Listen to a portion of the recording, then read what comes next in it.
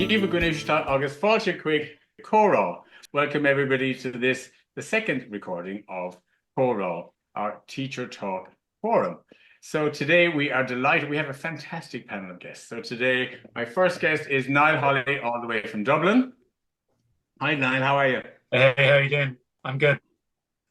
Would you like to introduce yourself there to those of us that don't know, may not know? Okay, sure thing. Okay, my name is Niall Holly. Currently, I'm a teacher and adjudicator here in Dublin.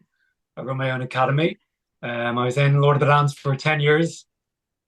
I toured the world with Michael Flatley in his shows Lord of the Dance, Celtic Tiger, Feet of Flames, and eventually then stepped into his role as Lord of the Dance for a number of years. Fantastic experience, amazing time in my life. Tore my hamstring, and that kind of put the end of that for me. That was my professional career kind of put on ice. So I decided then to step into the studio, and then I set up my own academy, and eventually I became an adjudicator, a grade examiner, and that's kind of my life at the moment. I'm kind of working with some amazing dancers, choreographing, and yeah, loving life. Very good. And we're all loving the work you do, I can tell you. So, fun facts about Dublin I found. Saint Valentine, Kim, is buried in Dublin. Did you know that? He is, yeah. He's in a church called Whitefriars Street Church. Exactly. And I was trying to find an LA Dublin connection, and the only one I could really find was the eighth MGM and current Lion was born in Dublin Zoo. Oh, wow. There you go, in the zoo. Yeah, there you go. And that leads me on to LA and to Tara Barry, who's down there on Redondo Beach. How are you, Tara? Hi guys, how are you? Yeah, I'm Tara Barry. I have toured with Riverdance for 8 years. Started in the troupe, moved up to understudy, and then I toured as the lead dancer in their North American tour for the last 3 to 4 years of Riverdance with my tour. And then I came off tour, got married, had kids, and then started my own dance academy here in California. And yeah, loving it. Super busy. It keeps me going. It's really good. Very good. Did you know Redondo Beach is mentioned in Surfing USA by the Beach Boys? Wow. There you go. I didn't know that. Very welcome, Tara. Thanks. And our youngest guest today, Tiernagh Canning, who's currently in Lord of the Dance, I believe, all the way from Donegal. Is that right, Tiernagh? There, close enough. Yeah. So, you want to tell us about yourself there a little bit? So my name's Tiernagh Canning. I am 23 and I started touring with Lord of the Dance 3 years ago. And I am touring as one of the lead dancers at the minute, and I'm loving every minute. Very good. I was trying to find fun facts about Derry Donegal. I found there's a king in the island of Tory called Patsy. Well, yeah. That's both fun things. I didn't know that Tory had a king Patsy, but there you go. Love it. Very good. Glenn, as you're from that part of the world, welcome. Welcome to you. Thank you, sir. Well, it's nice to be here again, co-hosting with your good self and Kim, and having this amazing panel of very, very accomplished dancers and performers. I mean, I might be have a wee bit of experience in these things too. I also toured on the original company of Riverdance around the world a couple of times in III. And then I went on to work with other companies, including Trinity IDC, Celtic Feet, Gale Force Dance, and Dancing on Dangerous Ground. So I have toured extensively as a professional dancer also, but here as one of your lovely hosts on a regular basis. Very good. Well, welcome, and Kim. I'm Kim Lancaster. I'm an adjudicator from London, Ontario, just outside of Toronto. I had an opportunity to go on the show, but also sillily chose education over the show. How dare you? My biggest regrets in life to this day in dancing was that I didn't choose the show. So your perspectives on everything show, and good and bad and ugly about the show, would be very interesting for me to hear. So I'm very, very glad to welcome you to our episode of Chorá, and I can't wait to get into the crack. So what's our subject today exactly, Kim? We want to know how to make, or what the transition from the competition stage to the Broadway stage is like. Basically, my start in the show was really, really young. I joined the show when I was 16. So I was actually 15 when I got a call from the management in in Lord of the Dance, and they said they were interested in, interested in. They saw me basically a competition, and they said that they'd like to offer me the opportunity to try out for the show. So I kind of went into this kind of little hall. I can't remember where it was in Dublin. I think it was up by Parnell Square, and I had to run through a couple of steps, and they basically said, it's there if you want it. And yeah, so at the age of 16, I remember I turned 16, I think, in April, and then in May I went to Disney World for 6 months. So that was my first start to get to cut my teeth with Lord of the Dance. So it was an incredible experience at 16 years of age. You know what I mean? So to leave home on my own, I'd never met any of the troupe. I didn't know what was up and what was down to show dancing. But I just kind of went one foot in front of the other and kind of just got on with it. And it was an incredible experience. It was really fulfilling in many different ways. I suppose mainly I grew up so much. Absolutely. In those 6 months, you know what I mean? Like literally having to wash my own clothes.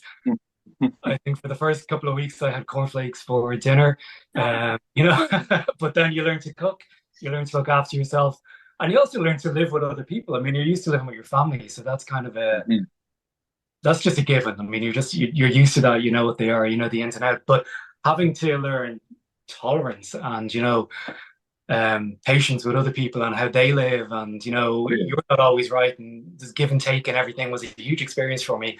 So that was a great thing to do and a great thing to learn at that age. And did the shows help you with that? I mean, or do they just throw you on it together? Or have they I don't know. I suppose they provide the facility to learn. I mean, they're not going to mammy you in any shape or form, because at the end of the day, if you're 16 or 26, you're joining a professional show, you're being paid for this. I know, how mature you are coming into the show. They just want to know what you're going to be like in the show. So it's up to you. I don't know, it's a test of character, really, isn't it? To see how you can adapt. And what do you think ultimately, though, Niall? I think it is up to you.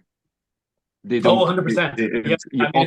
It's for all of us, in that position at a young age. There was never any real, from my experience at that time, real preparation to prepare us for the magnitude of what we were about to do.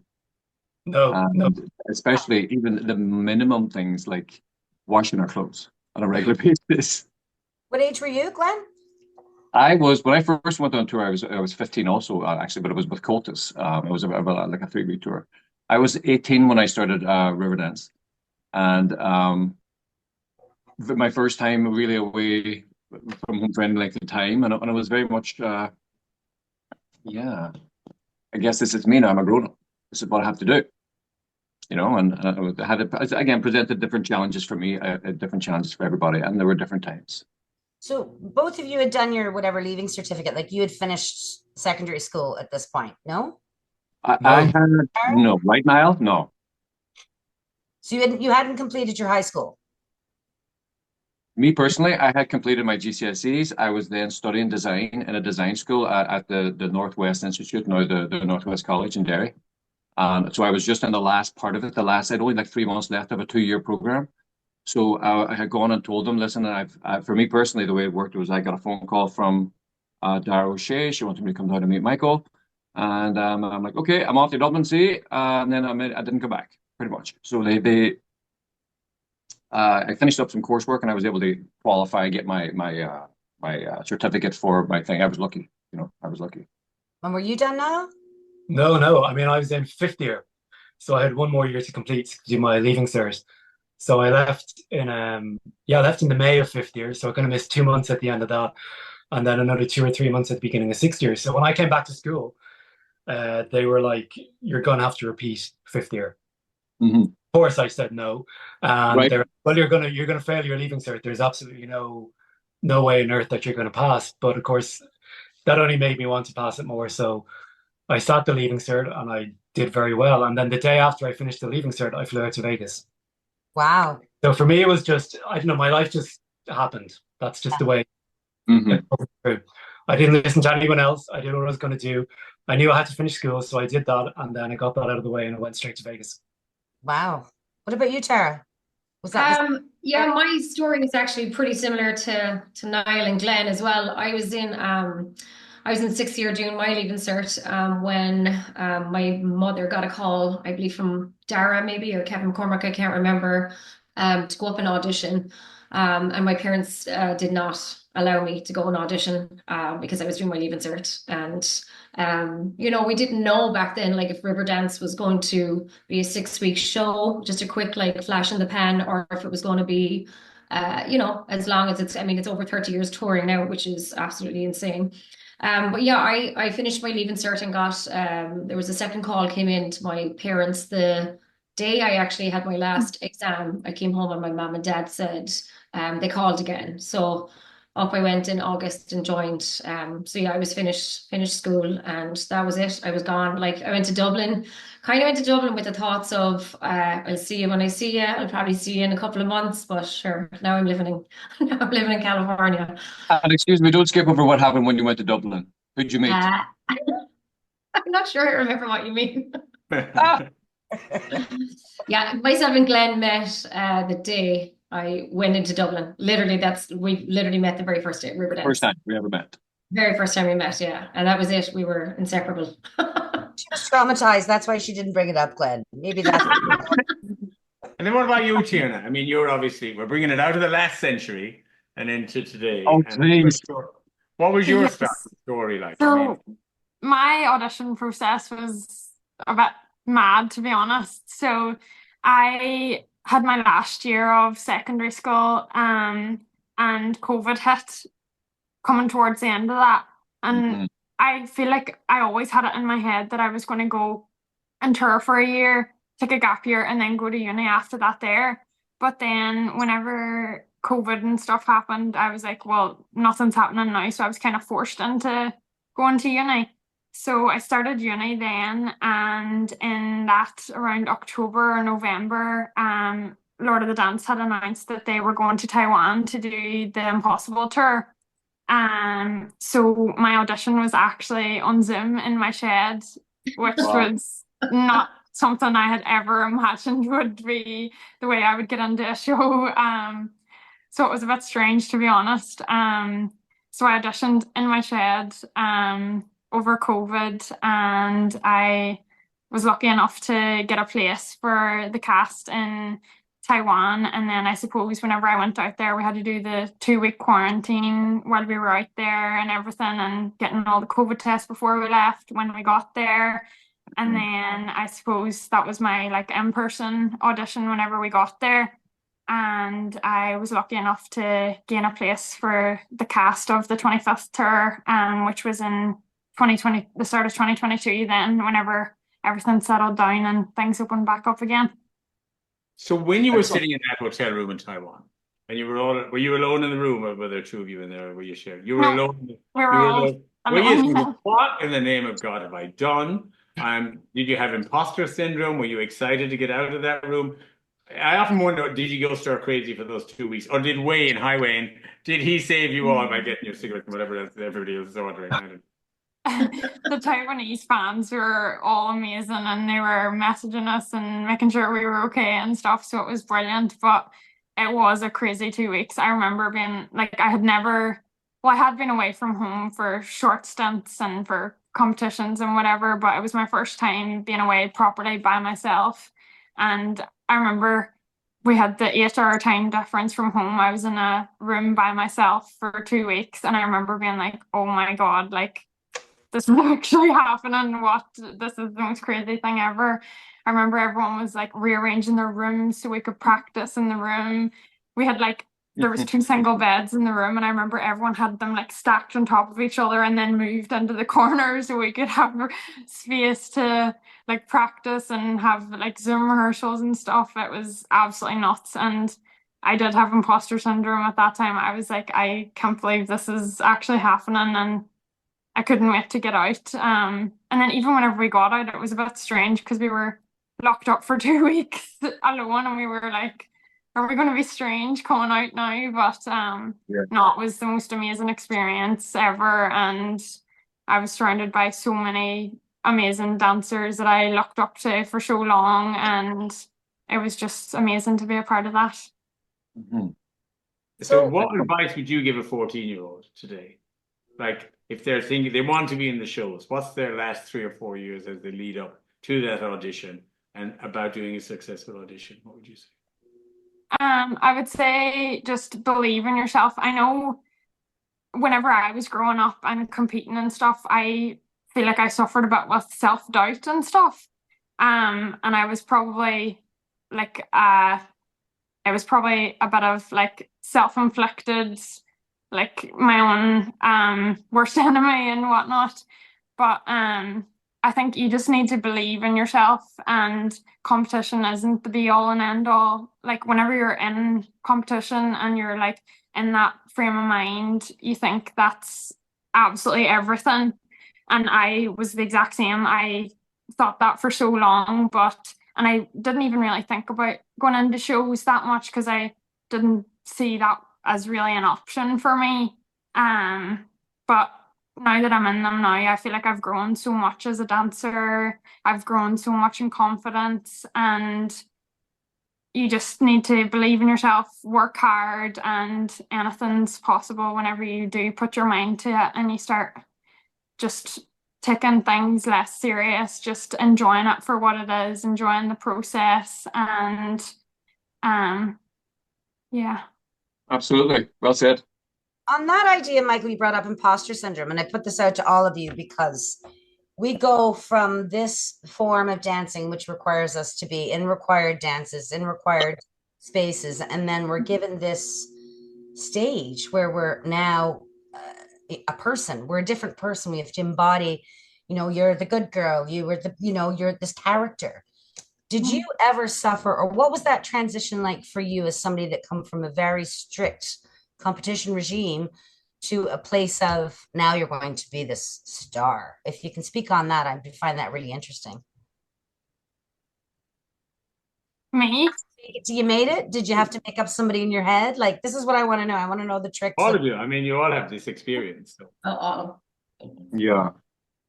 I mean, for me, it went from just doing what I do every day and having done it all my life to it being put on this stage. And now you do the same thing that you've always done, except kind of do the same thing over and over and over again. And then it's people started treating us differently. But it didn't mean that an imposter syndrome, if I could, use the definition of that, did I feel like people were clapping for us and the adoration and adulation was unnecessary sometimes? Like, we're just doing our steps. We're just doing our steps. It's funny you say that. Sorry, yeah, it's funny Glenn says that because that was the experience when I first started touring. I couldn't believe the response that we were actually getting for doing what we did all of our life. Like we were like, this is just what we did all of our life, and all of a sudden it's like a big deal. I think I was kind of like, why are they all standing up on their feet? Because to us, this is we just did it all of our lives. Like it was normal. So to see an audience stand on their feet, like it just gave you such a euphoric feeling. It was amazing. It's completely different to competition because you're not being judged. You're actually, I think we can all speak on. When you're in a competition, you're on stage, you get the teachers and parents like, go up and enjoy yourself. Very hard to do when you're going up to compete and, you're trying to defend a title or you're trying to win a title. It's easier said than done. But then, you flip it over and you're in a show scenario, you're on stage in a touring show, and you really do actually start to appreciate and enjoy the performance because you're not being judged. So it's a completely different feeling. And you start to appreciate the art form of Irish dance. And I think as well, it comes off the dancers that we're all a little bit more relaxed and enjoying it as opposed to judges sitting in front of you. It's a very different experience.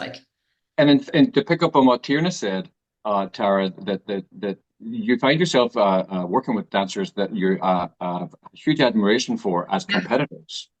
Some of which, when I remember my experience, there's every single person I'm like, I was like, oh my God, I remember you dancing in the competition, or you were my competition, and now we can kind of chill.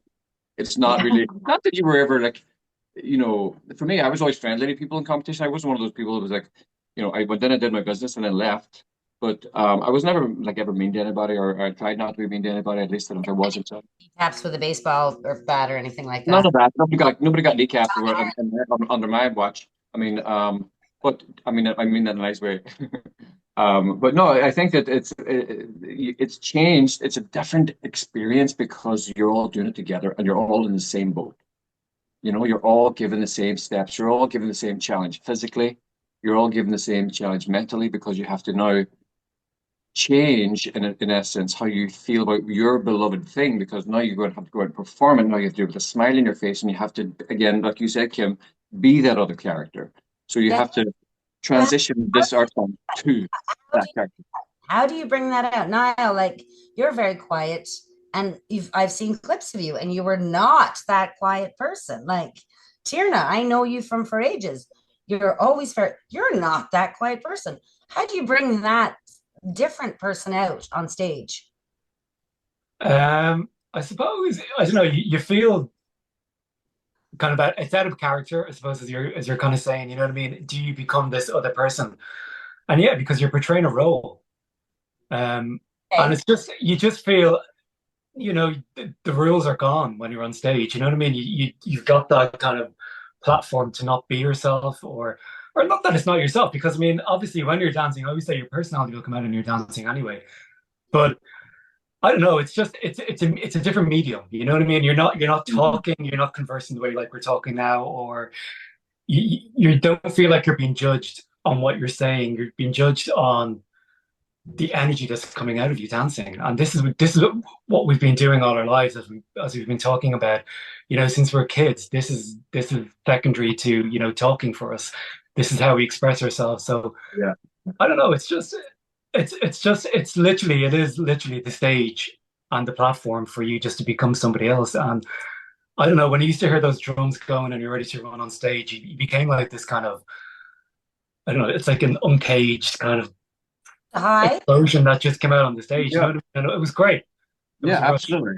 And it's almost like an ethereal experience, and like outer body experience now. I can completely relate that and that anticipation before you go out and you're running, you're doing that, whatever it is. Mm-hmm.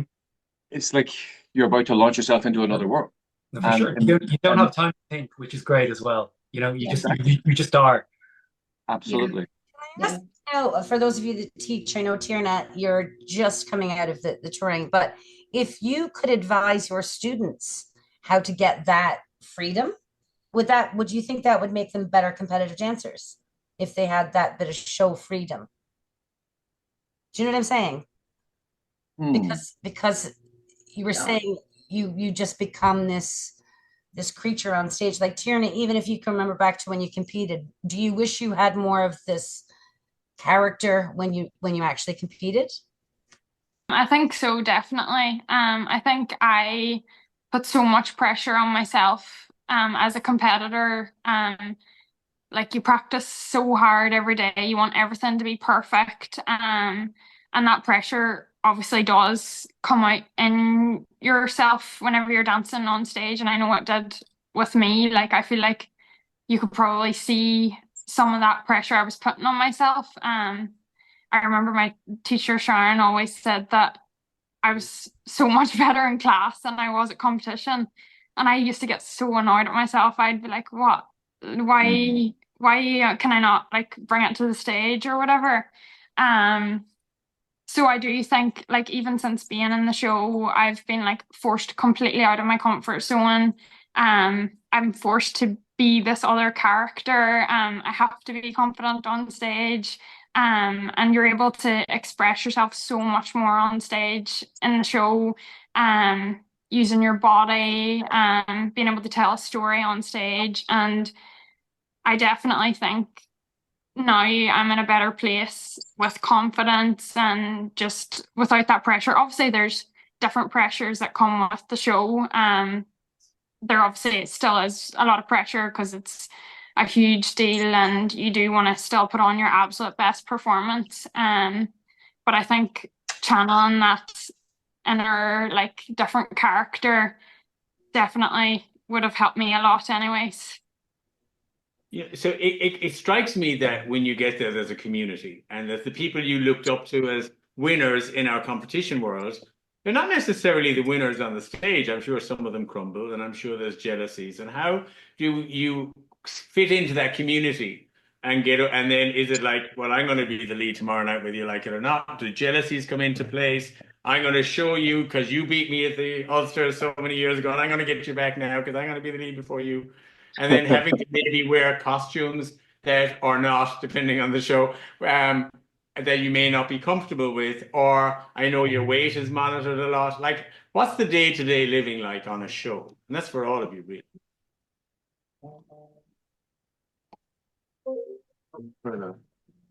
Who wants to go first there? Tara, do you want to start off? Sure. Just to belly up on what Glenn said, I honestly, when I first joined, only like about 2 years in, I think sometimes you kind of have a little bit of like a moment of reality where you look at the lineup and you're looking at all these people that you're now dancing with in a line, and you've been watching them all your life. Do you know what I mean? Is that a Cork person looking down on them now, or is it a Cork person looking up to them? No, there's no Cork people looking down on anyone, Michael, like. Those Cork people are very, very humble, like. Very humble now. Very Very humble. so humble.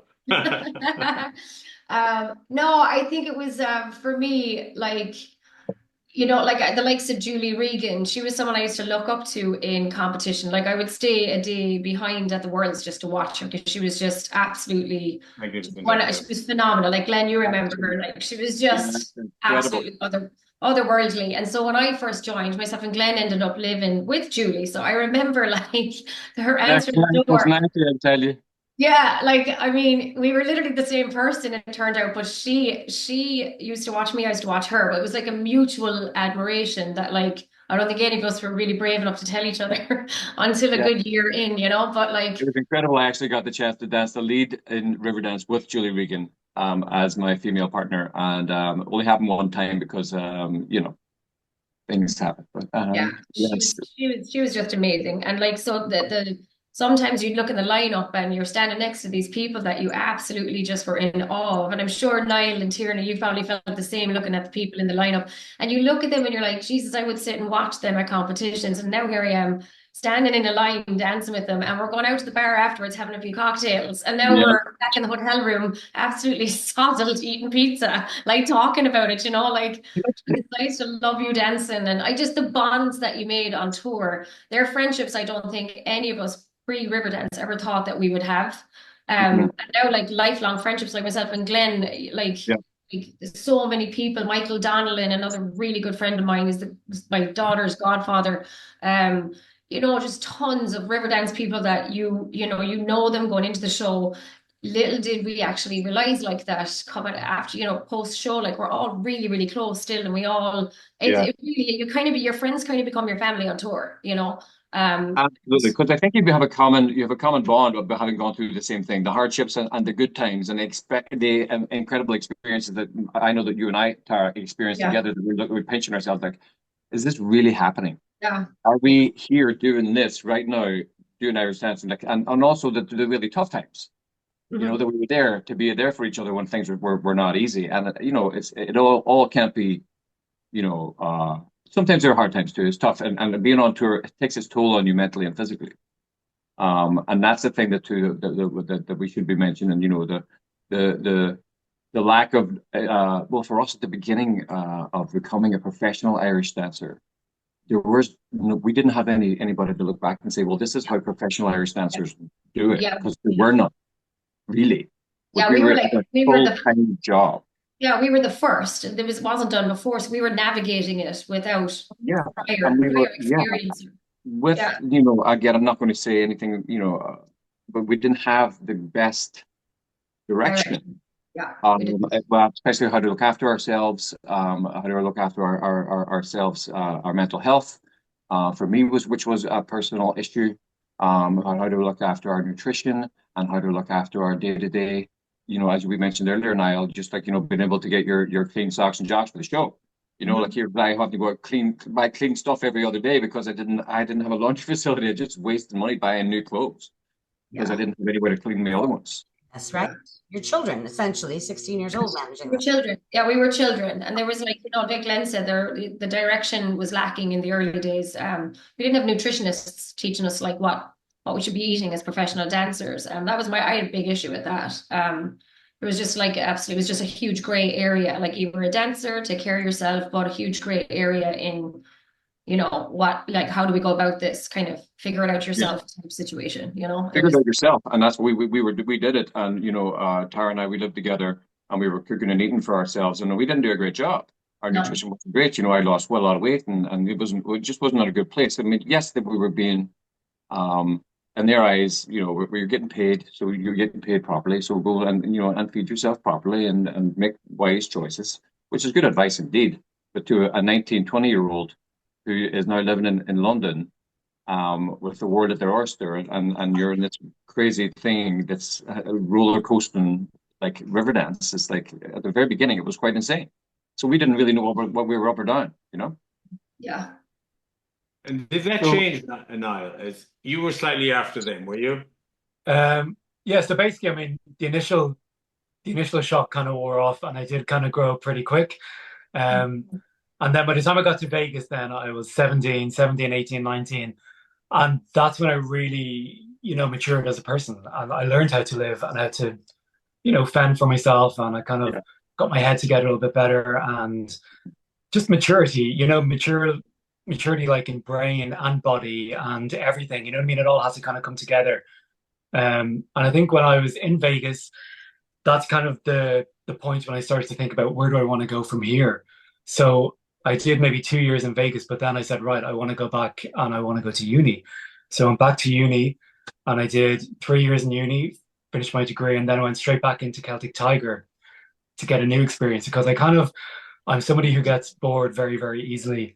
And I found there's a monotony, and some people love it, some people hate it. I used to I find understand that the monotony completely. of every single day The same steps. killing to me, you know. And it takes a certain kind of fortitude mentally to get through that. But that's part of the job, and you have to realize that pretty quickly. You know, you will be doing the same thing night in, night out, because every single audience comes to see you that night, and you have to perform it like it's the first time that you've done it, because it's probably the first time that they've seen it. And that's the responsibility that you have as a performer. And you need to kind of understand that, and you need to, you know, make your peace with that. But it does get a little nitty gritty after a while. And Vegas is one thing, because you had a bit of a life, because I went to work in the shows at nighttime, and then I lived off the strip in an apartment during the day, which gave you kind of some semblance of like a normal life. But then when I'm back on the road touring, the downtime used to kill me, because, you know, people going into the shows, they don't realize you'll have, you know, 10 hours of the day you could be sat backstage waiting for a load in or a load out with not as much as a book to read, you know, and you could end up killing someone, or you could end up learning how to, you know, do handstands or something. You don't know what's going to happen, because boredom can drive you to these kind of things. So for me, that's interesting. Nobody talks about that. To do. Sorry? Nobody talks about those technical rehearsals, No. those dress rehearsals, you know, that you're there all bloody day. That's it. I mean, the show is only, you know, 2 hours max per night, and you're only on stage for that maybe 12 to 15 minutes you know what I mean, at a continuous time. So nobody talks about it yet, the downtime, and how much downtime there is, and you really have to learn how to occupy and use your time wisely.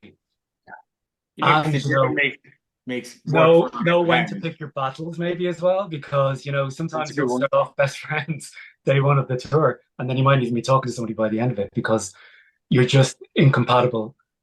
Yeah. Right. Yeah. In each other's skin. And it might be that, you know, outside the show you'll be best friends as well, but it's just because, you know, when you're on top of somebody 24/7, it's totally different to catching your mates down the pub, you know, once a week, and you love their company. And yeah, it's a bit of a social experiment being on tour. So is there much like social, like, is there a lot of kind of drama backstage? I mean, let's talk in the dirt to the backstage, the green room, and is there a lot of absolutely. I mean, Michael's digging for the dirt here. That's what Michael's doing, digging for the dirt. It's a pressure cooker for sure, because, you know, there's a lot of egos in that room, like, you know, no offense. I don't even think it's ego. I think it's literally because you've so little to worry about, because somebody's telling you when to get on the bus, when to get up. Like, you live your life by schedule, and you have to, because most performers do, and all great artists and great performance have to live by a schedule. You get your schedule, and that's what you have to do.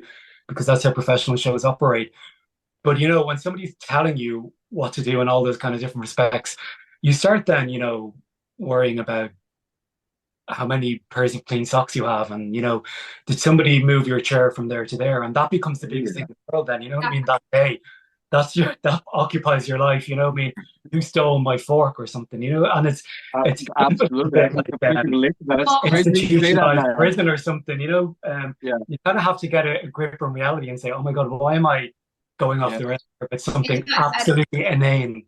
It's funny, Niall, it's when you say that, because I sum it up as you're living in a bubble, and you're never prepared for when that bubble bursts, when you come off tour. Like it's a completely like insane reality that we lived, isn't it? Like it was mental, and it was our bubble, and it was normal. But when you came out of the bubble, it was like, Jesus, like what? Like the real world is still going on outside like, what was the big deal? Why do we give so much of our emotions to this rubbish? You know what I mean? When there were real issues, you know what I mean? Like, and we were worrying about the most inane, rubbish, silly things. But that just shows how privileged you are on tour. And you have to, I think kids going into it now, or dancers going into it now, need to realize how lucky they are. Because sometimes we didn't realize how lucky we were, because it was still in its infancy to some degree. You know what I mean? Yeah. Yeah. Absolutely. And plus, you know, at a young age, typically at a young age for most of us, we were getting paid more money than maybe we would have been getting paid if we had stayed in our hometown and got a regular job. How do you manage that when How do you manage that? I get up and literally, like Niall says, I do 15 minutes of work a day, right? Stage work.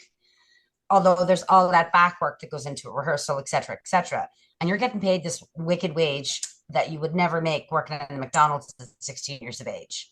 Right, absolutely. So that 16, 17, 18 years of age, this money coming in and these opportunities coming in, and well, a lot of us didn't manage it well, me included, to be fair. We were, you know, some people did very well. Their parents were giving them advice. They're like, listen, you're gonna hold on to your per diems, you're gonna keep your check, and you're gonna send it home, and then we're gonna look after it for you.